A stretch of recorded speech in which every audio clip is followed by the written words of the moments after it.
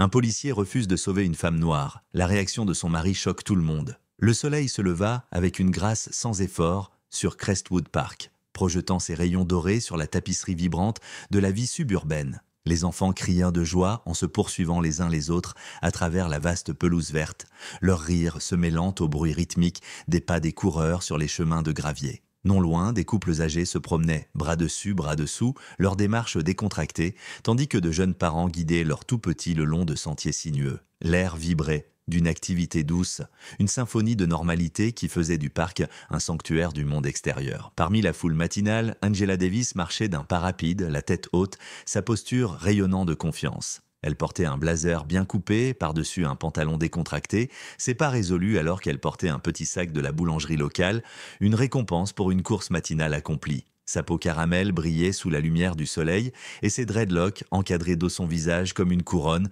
amplifiant sa présence alors qu'elle avançait sur le chemin menant à sa maison, à quelques pâtés de maison. Les passants la remarquaient parfois, notant son élégance, sa tranquillité et la façon dont elle semblait si à l'aise dans son environnement. Mais la matinée paisible d'Angela allait prendre un tournant inattendu. Alors qu'elle arrivait au bord du parc, un léger inconfort commença à parcourir sa poitrine. Au début, elle l'attribua simplement à de la fatigue causée par le fait de sauter le petit déjeuner, mais la sensation se transforma rapidement en une douleur aiguë et persistante.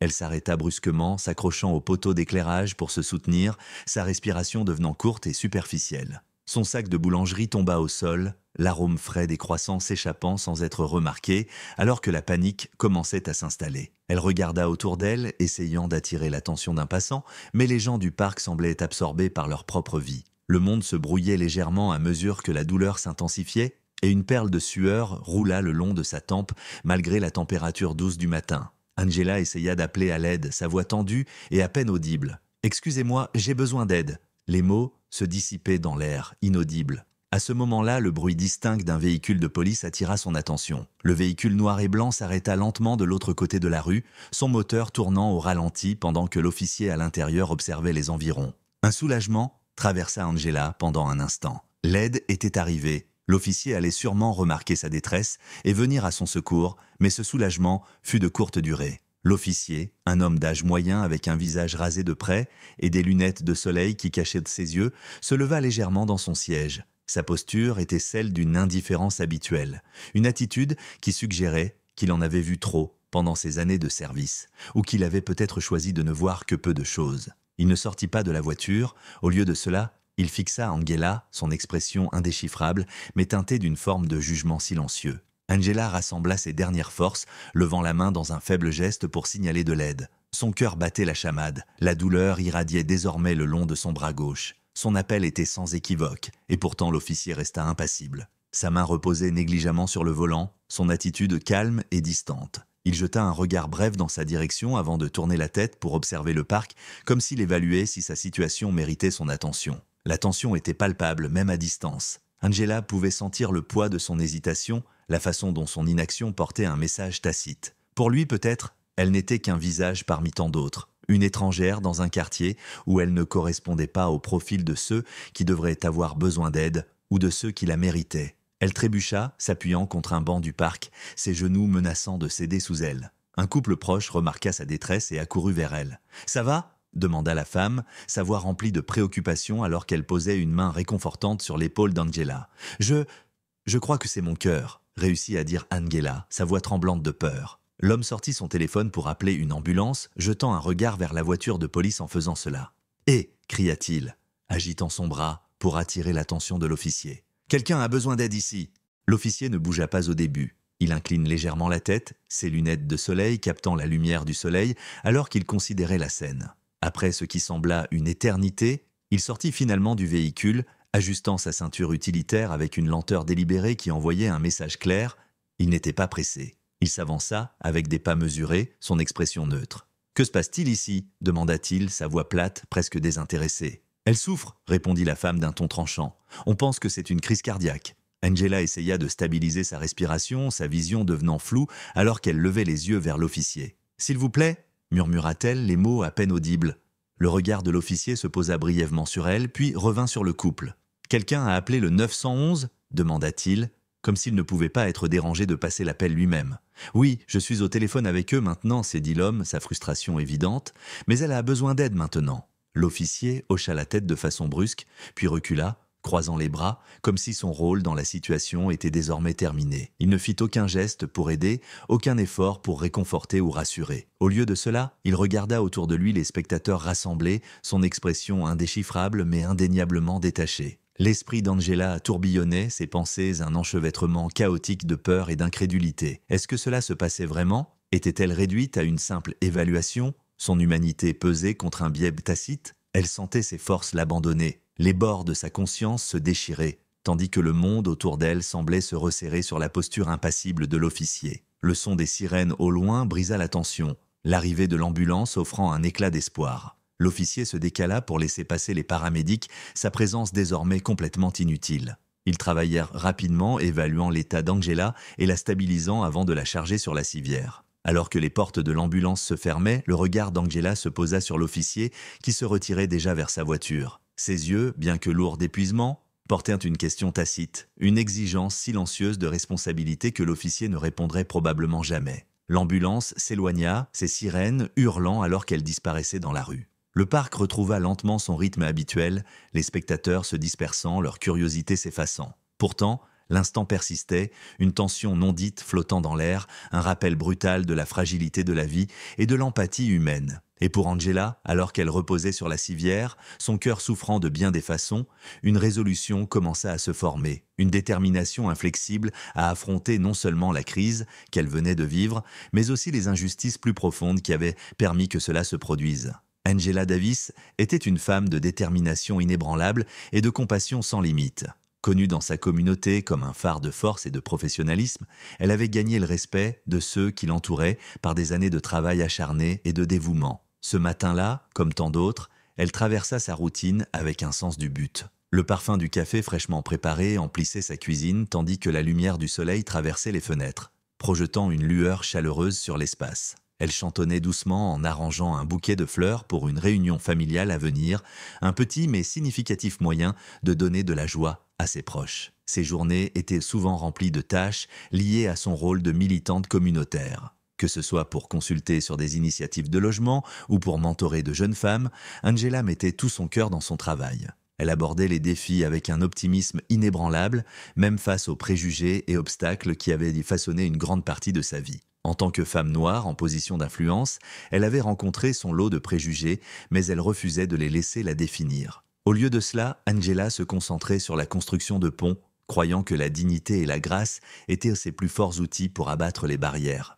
Pendant ce temps, son mari, Marcus, préparait sa propre journée. Homme calme et posé, avec une force silencieuse, Marcus était le rock d'Angela, son confident et soutien indéfectible. À ce moment-là, ils travaillaient depuis leur bureau à domicile, entouré de piles de rapports financiers et du bourdonnement de son ordinateur portable. Son attitude était stable, son esprit concentré sur ses tâches, mais Angela n'était jamais loin de ses pensées. Il l'admirait profondément non seulement pour ses réalisations, mais aussi pour la façon dont elle se comportait avec intégrité et gentillesse. Leur relation était fondée sur le respect mutuel et la compréhension. Là où Angela apportait passion et volonté de changer, Marcus compensait par son approche réfléchie et délibérée des défis de la vie. Il était le genre de personne qui écoutait attentivement avant de parler, qui prenait en compte tous les angles avant d'agir. Sa boussole morale était inébranlable et elle le guidait dans tout ce qu'il faisait. Alors que Marcus sirotait son café, il pensa à leur projet pour la soirée, un dîner tranquille, avec des proches et des amis. C'était une occasion rare pour eux de se détendre et de se reconnecter au milieu de leur vie bien remplie. Il sourit, imaginant le rire d'Angela emplissant leur maison, sa présence apportant toujours chaleur et lumière. Mais la tranquillité de leur matinée allait être perturbée.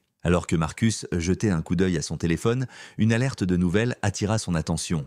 Incident signalé à Crestwood Park. C'était un titre vague, mais il provoqua un frisson d'inquiétude. Crestwood Park était un endroit qu'Angela traversait souvent lors de ses courses, et Marcus ne pouvait pas secouer l'impression que quelque chose n'allait pas. Un instant plus tard, son téléphone vibra avec un appel d'un voisin qui avait été témoin d'une scène inquiétante, un agent de police confrontant une femme correspondant à la description d'Angela. La voix du voisin était pressée et inquiète, et en écoutant, le cœur de Marcus se serra. Il le remercia pour l'appel, son esprit tournant à toute vitesse, cherchant à reconstituer ce qui avait pu se passer. Les instincts protecteurs de Marcus s'éveillèrent, mais il resta calme. Réagir précipitamment ne servirait à rien pour aider Angela, et il savait que son rôle à ce moment était de la soutenir et d'agir de manière décisive pour garantir que justice soit faite. Attrapant ses clés, Marcus sortit de la maison, ses pensées entièrement tournées vers Angela. Il rejoua leur conversation du matin dans sa tête, sa voix confiante et sa détermination tranquille résonnant alors qu'il conduisait vers Crestwood Park. Pour Marcus, il n'y avait pas de doute sur ce qu'il fallait faire. Son amour pour Angela et son engagement à faire ce qui était juste le guideraient, comme cela avait toujours été le cas. Quoi qu'il l'attende au parc, il était prêt à y faire face, avec la dignité d'Angela et leur force commune comme fondation. Le matin était animé par le bourdonnement habituel de la vie urbaine, les bavardages des piétons et le grondement lointain de la circulation. Angela Davis, portant la détermination et l'énergie qui marquèrent chacun de ses pas, rentrait chez elle après une petite course. Elle se sentait accomplie, cochant les tâches de son matin et pensant au dîner familial qu'elle préparait pour plus tard dans la soirée.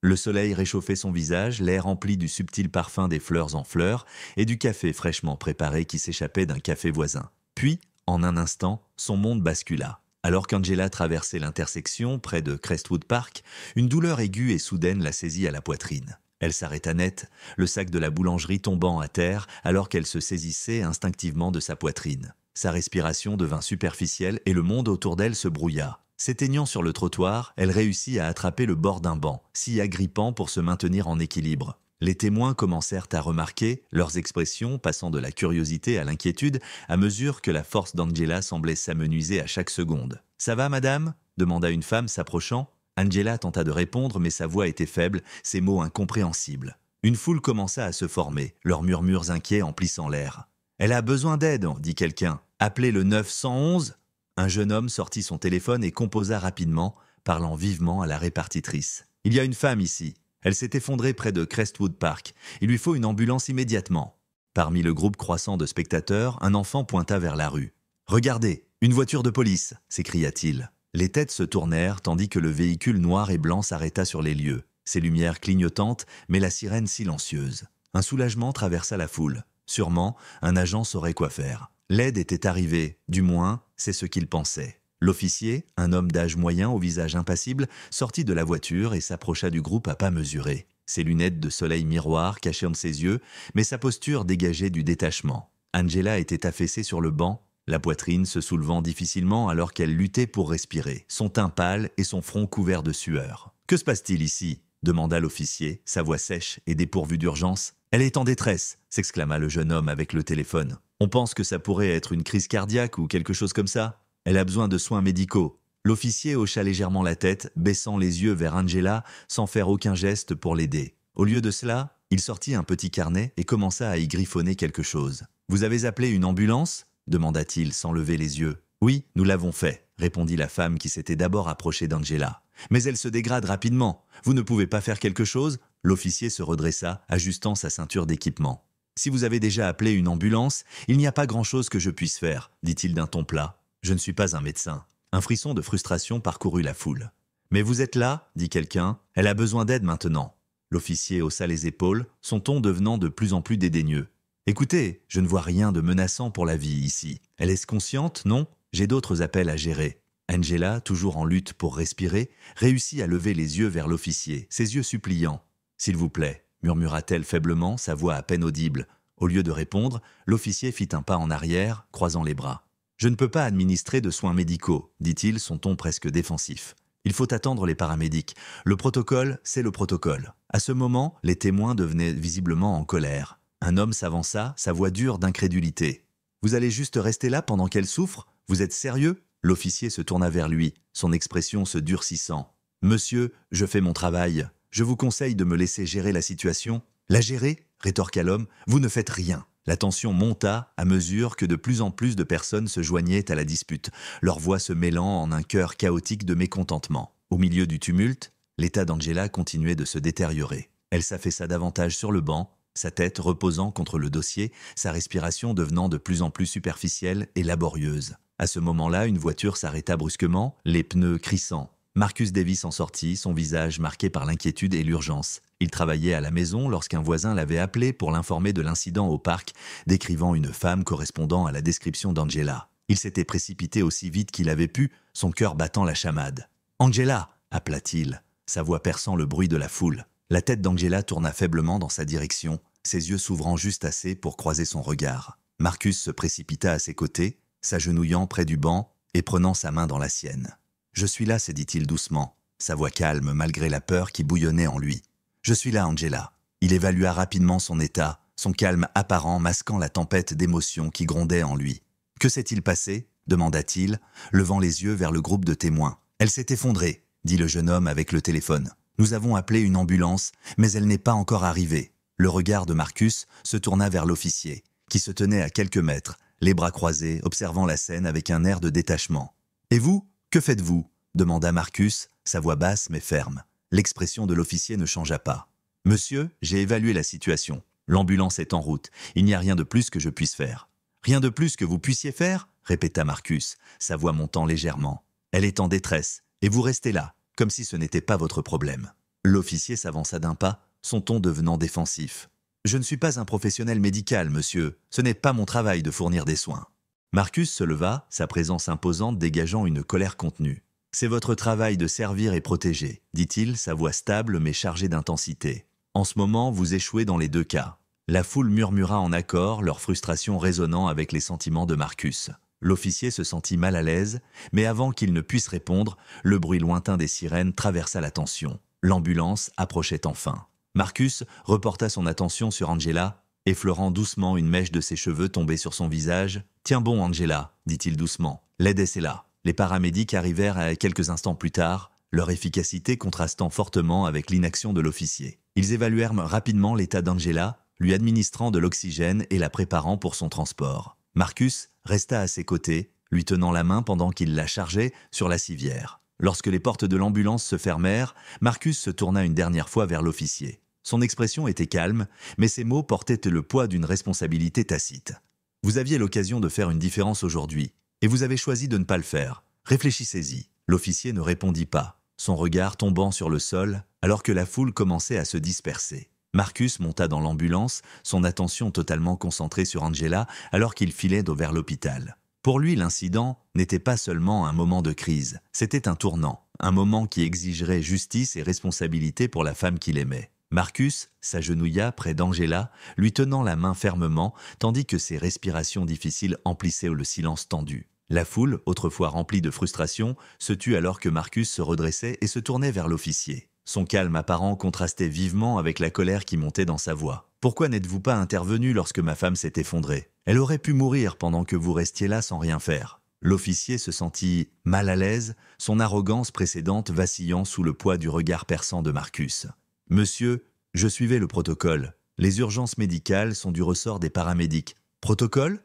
interrompit Marcus, sa voix ferme mais autoritaire. Le protocole ne vous exempte pas de la responsabilité d'aider une personne en détresse.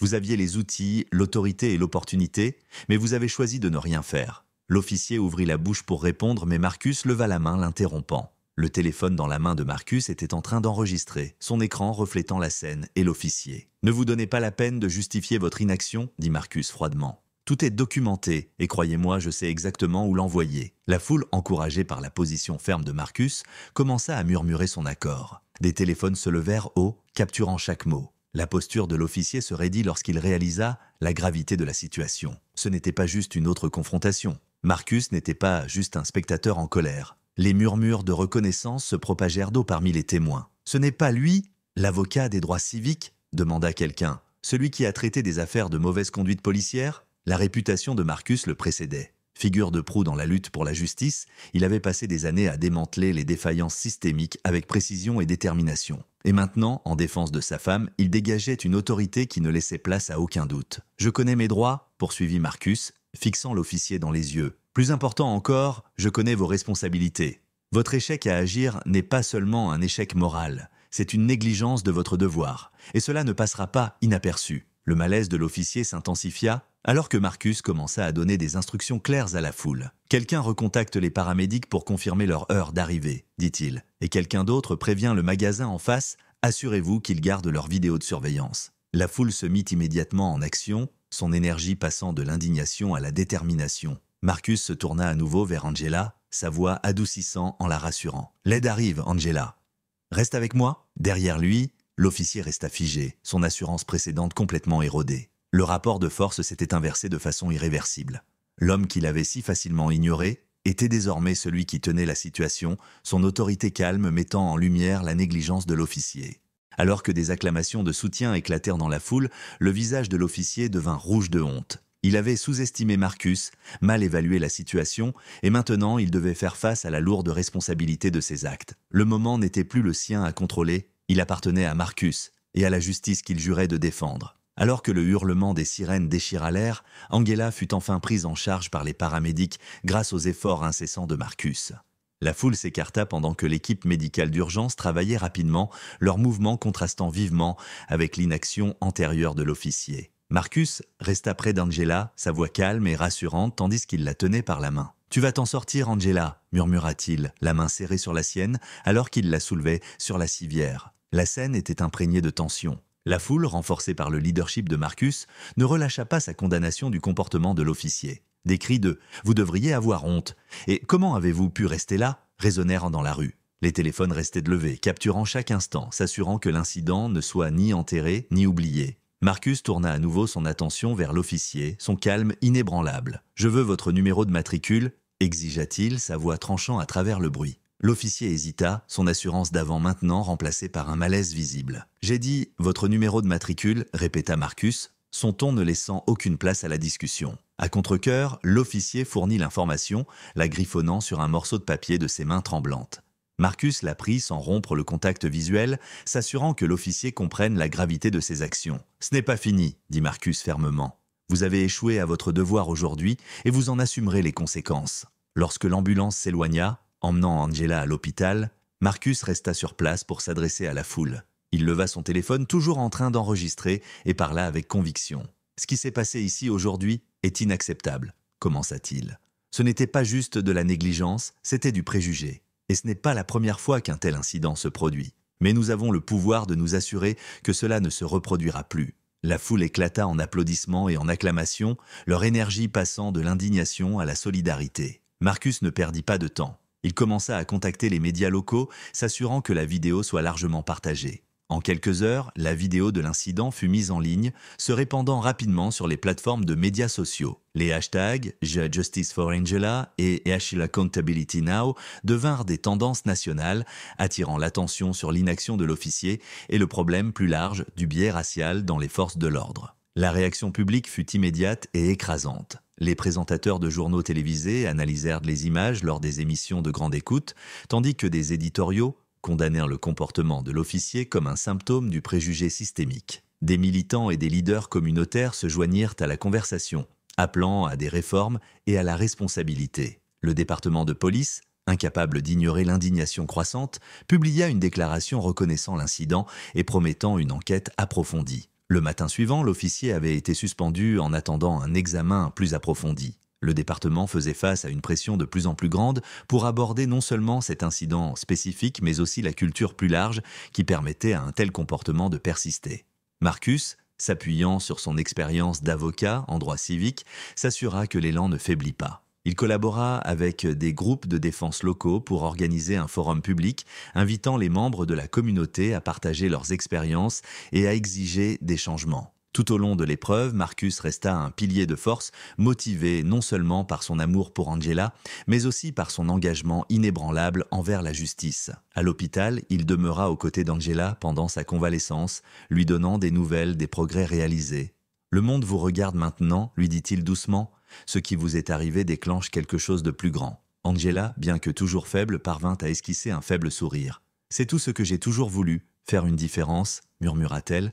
Au fil des jours et des semaines, l'incident continua de résonner à travers la communauté et au-delà. L'inaction de l'officier devint un symbole du besoin urgent de responsabilité et de réforme. Marcus, avec le soutien d'Angela, veilla à ce que leur voix, ainsi que celle de tant d'autres ayant subi des injustices similaires, soient entendues haut et fort. Pendant qu'Angela se remettait des jours qui suivirent l'incident, sa force et sa résilience devinrent la base d'un nouveau chapitre dans leur vie à tous les deux. L'épreuve, bien qu'elle ait été douloureuse, éveilla en eux un sens du but qu'ils ne pouvaient ignorer. Marcus, animé par son amour pour Angela et son engagement envers la justice, commença à poser les bases d'une campagne visant un changement systémique. Ensemble, ils jurèrent de transformer leur expérience en un puissant appel à la réforme. Leur premier pas fut de lancer une initiative communautaire en faveur de la formation obligatoire sur les biais raciaux et de mesures de responsabilité renforcées au sein des forces de l'ordre. Grâce à leurs efforts conjoints, ils contactèrent des leaders locaux,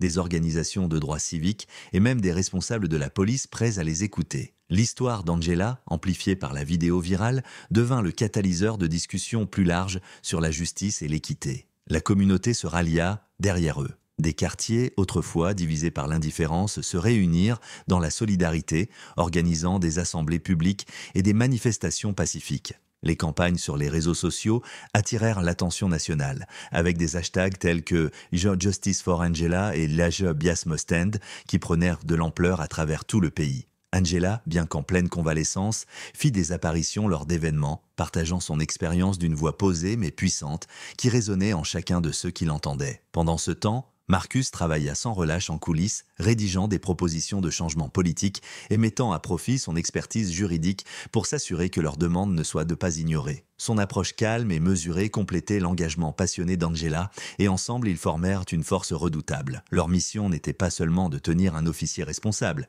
il s'agissait de créer un système où personne d'autre ne devrait endurer ce qu'Angela avait vécu. Les efforts de la communauté portèrent leurs fruits. Sous la pression publique intense, le département de police commença à mettre en œuvre de nouveaux protocoles, y compris des formations régulières sur les biais raciaux pour tous les officiers et un système plus clair pour signaler les fautes professionnelles. L'officier impliqué dans l'affaire d'Angela fut soumis à une action disciplinaire, mais plus important encore, le département s'engagea à aborder les problèmes systémiques qui permettaient à une telle négligence de se produire. Alors que le soleil se couchait à l'horizon, après une journée particulièrement mouvementée, Angela et Marcus purent enfin avoir un moment à eux. Assis sur leur porche, la lumière dorée du soleil couchant baignait leur maison de chaleur. Angela se laissa aller contre l'épaule de Marcus, sa main reposant doucement dans la sienne. Pour la première fois depuis des jours, il y eut un sentiment de calme. « Tu sais » commença Angela d'une voix douce, teintée à la fois de fatigue et de détermination, « je n'aurais jamais pensé que quelque chose comme ça m'arriverait. Mais je n'aurais jamais pensé non plus qu'on pourrait en faire quelque chose de plus grand. » Marcus la regarda, son expression calme et pleine d'admiration. « Il pensait qu'en t'ignorant, il te ferait taire, dit-il fermement. Au lieu de ça, on leur a donné une raison de nous écouter. » Angela sourit, une lueur d'espoir dans les yeux. Ensemble, ils avaient affronté l'adversité et en étaient sortis plus forts, leur lien restait intact. Leurs actions avaient déclenché non seulement un mouvement local, mais aussi un effet d'entraînement, de prise de conscience et de responsabilité qui allait bien au-delà de leur communauté. Alors que la lumière s'estompait, ils restèrent là, unis et déterminés. Le combat pour la justice n'était pas terminé, mais ils savaient qu'ils avaient fait une différence et que leur histoire inspirerait d'autres à faire de même.